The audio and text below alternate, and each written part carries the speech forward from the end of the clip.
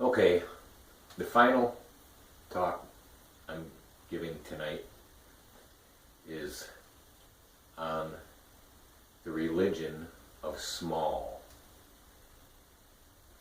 You see, if you look at all our lives, or your life, or my life, how I would look out into the world, the more that you comprehend and how cognizant or sapient you are, that all those words mean, like you have a combination of perception and through your senses, and then that gets combined with your knowledge and your instincts even, or your abilities that you have to comprehend the world, of life,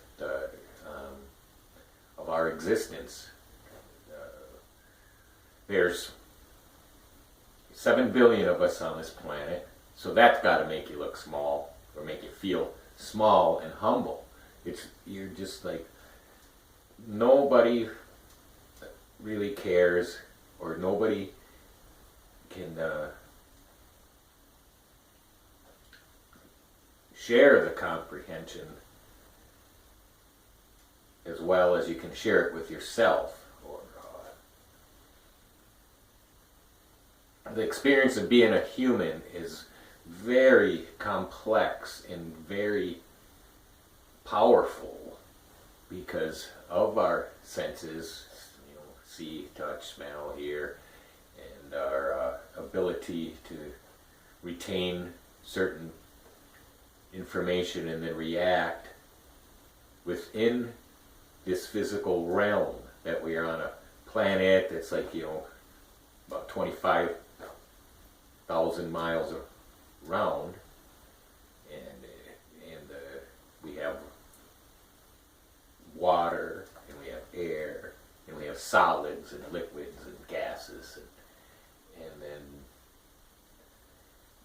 the atmosphere. We have all this technology and all this mechanical extensions, mechanical and electrical extensions of our body. We hop in a car and drive around. We hop in a plane, fly around. We have computers, and we have like this camera right here so that I can lay this speech out here and then have it recorded. So I don't really have to remember it exactly, and I won't. It flows. And then you add on top of that is we're on this planet Earth, and it's around this star that we call the sun.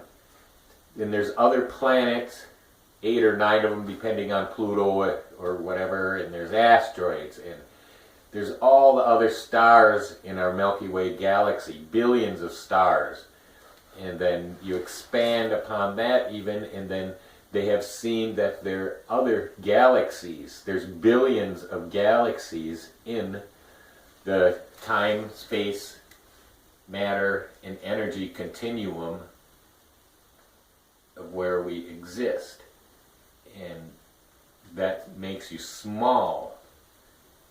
But at the same time, to be able to comprehend what I'm talking about, and for me to try and express and explain the immensity of it all.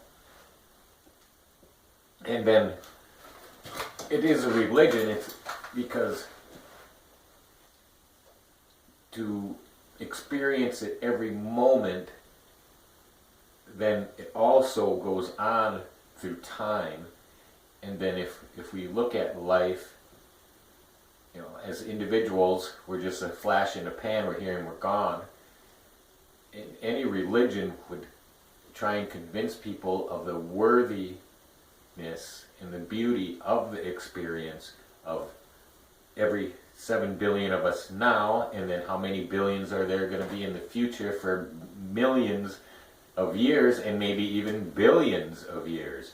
It could last, life on Earth in the million-year range, if we do not destroy it, if we do not destroy life on the planet ourselves with our nuclear war or some other pollutants, or destroy the atmosphere somehow, or just overpopulate it and destroy all the resources, and all the other species will start going extinct, which we're already doing right now, and then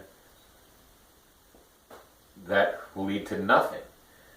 But in that amount of time, in that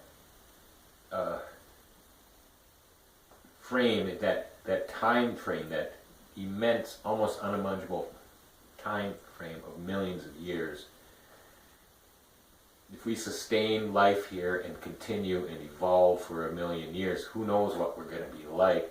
But the more we increase the span of time that we're here without going extinct, the further we can go, and maybe we can even solve the problems of time, space, and matter, and exist beyond the physical realm.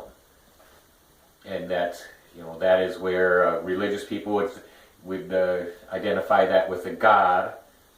That this God has to have properties, that we bestow upon it, and then those properties have to take place in some kind of a realm.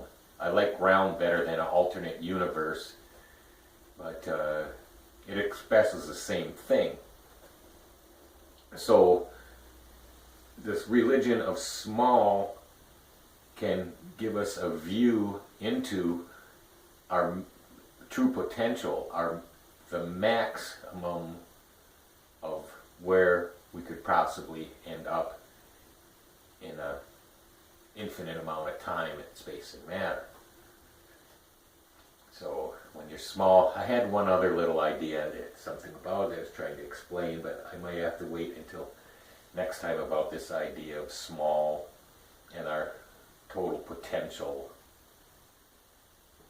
so that even one snap of the finger, 1 second, and eternity would be the same amount of time if you were able to exist beyond time. And I think that's something that humanity is going to have to do collectively.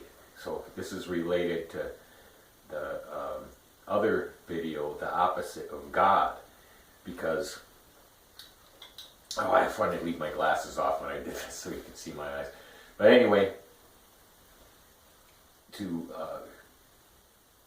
exist for a long time, as long as possible, in the physical realm, on this planet. The planet will sustain us for, it's predicted, even like 1 billion, or we're in the midlife of the sun, and so then it could maybe be 1 billion year range that will have an atmosphere, and biological life forms will be able to exist, and then we will be able to reach our true potential, and that's it.